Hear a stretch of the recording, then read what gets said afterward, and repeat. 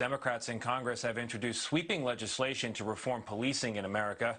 Representative Karen Bass, chair of the Congressional Black Caucus, is a sponsor of that bill, and she joins us now from Houston, where she's attending today's funeral service for George Floyd. Congresswoman, good morning. It's great to have you with us. We've got a lot to get to, so I'll jump right in. We are 2 weeks and a day from the death of George Floyd, but you've been at this reform effort for more than 4 decades.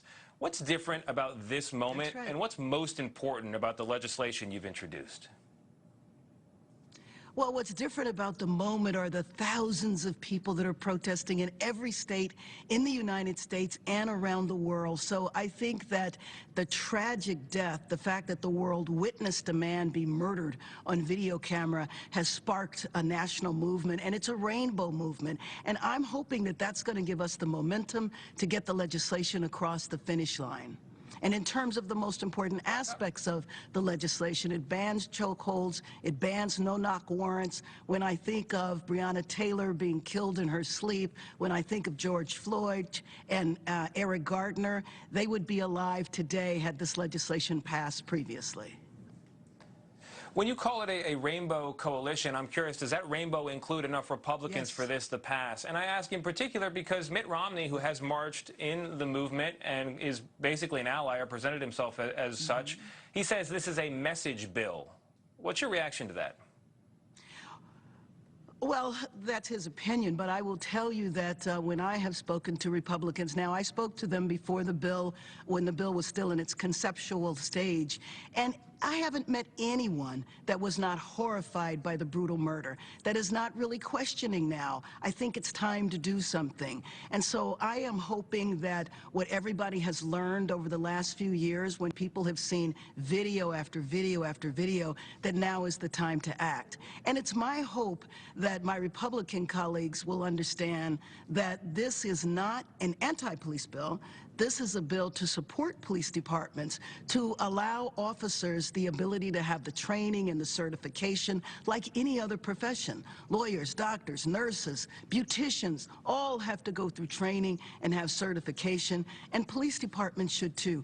Anytime you have a profession that can kill, that profession needs to have the utmost standards, and a certification process, training, support, that was what we believe will be helpful. Yeah, Congresswoman, I mean, the question hanging over all this is why does it keep happening to black men? You mentioned those videos. It can sometimes seem like Republicans and Democrats don't agree on the underlying issue, what the problem is. President Trump says 99% of cops are great people. Mitt Romney says a majority are terrific people. Do you agree with those statements? Well, I don't know about 99% of anything, but I do think that the majority of police are well-intended.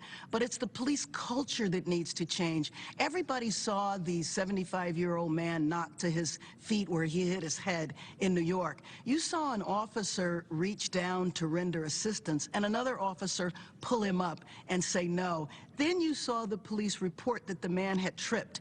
I think that's something that has been different while the protests have taken place.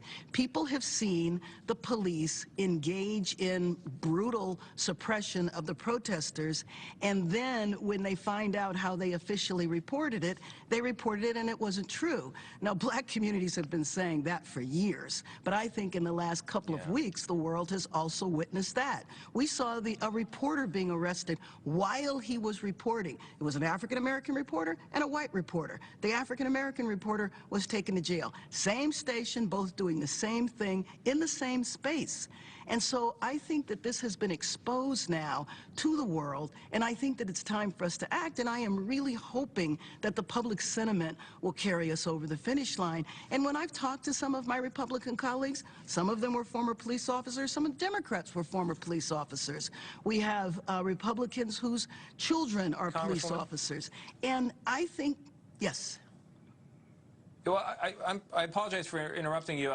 We're up against the wall, and I do want to get to the question of defunding the police, because it's something that your opponents have used to criticize you and Democrats overall.